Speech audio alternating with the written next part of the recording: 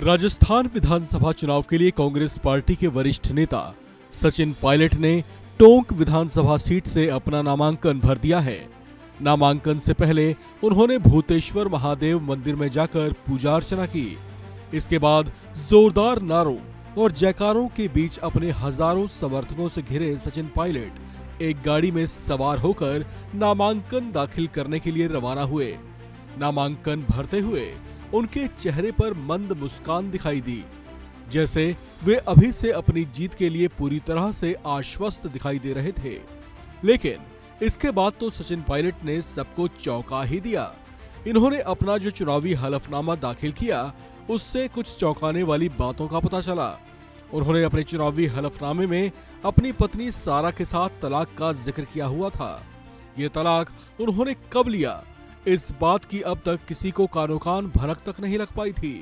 वहीं अगर इनकी संपत्तियों की बात करें तो इनके चुनावी हलफनामे के मुताबिक इनकी संपत्तियों में भी बड़ी बढ़ोतरी हुई है। बताया जा रहा है कि अब इनके पास कुल 7 करोड़ 50 लाख रुपए की संपत्ति हो गई है। अगर इनके 2018 में दाखिल हलफनामे की बात करें तो उस समय सचिन पायलट के पास कुल 6 करोड़ 43 लाख 39 हजार रुपए की संपत्ति थी।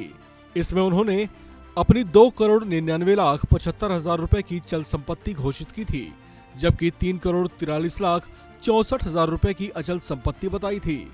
सचिन पायलट के पास कृषि भूमि भी है, जिसकी कुल कीमत इन्होंने 84 लाख 15 हजार रुपए बताई थी। उनके पास एक कमर्शियल बिल्डिंग भी है, जिसकी कीमत हलफनामे में 1 करोड़ 21 लाख 66 हजार रुपए बताई गई थी। सचिन पायलट की आवासीय इमारत यानी इनके बंगले की बात करें तो इसकी कीमत उन्होंने उस समय 1 करोड़ 37 लाख 83 हजार रुपए बताई थी। सचिन पायलट की छवि राजनीति में एक स्वच्छ और बेदाग नेता की रही है। ये सबसे कम उम्र के सांसद भी रह चुके हैं। राजनीति की सीख इन्हें इनके पिता राजेश पायलट से मिली थी। इनकी पत्नी की बात करें तो इनके साथ इनका अब तलाक हो चुका है, लेकिन वो मूल रूप से जम्मू कश्मीर की रहने वाली हैं और वहां के पूर्व मुख्यमंत्री फारूक अब्दुल्ला की बेटी हैं। इन दोनों की मुलाकात लंदन में पढ़ाई के दौरान हुई थी, जहां इनकी दोस्ती हुई और फिर आगे चलकर दोनों ने शादी कर ली थी। ऐसा कहा जाता है कि इनकी शादी में फारूक अब्दुल्ला के परिवार से कोई शामिल नहीं हुआ था। हालांकि बाद में दोनों परिवारों ने इनके रिश्ते को स्वीकार कर लिया था।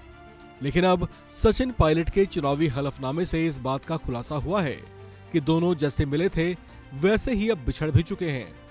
दोनों ने अपनी राहें अब शायद हमेशा हमेशा के लिए जुदा कर ली हैं। अब इनका तलाक हो चुका है।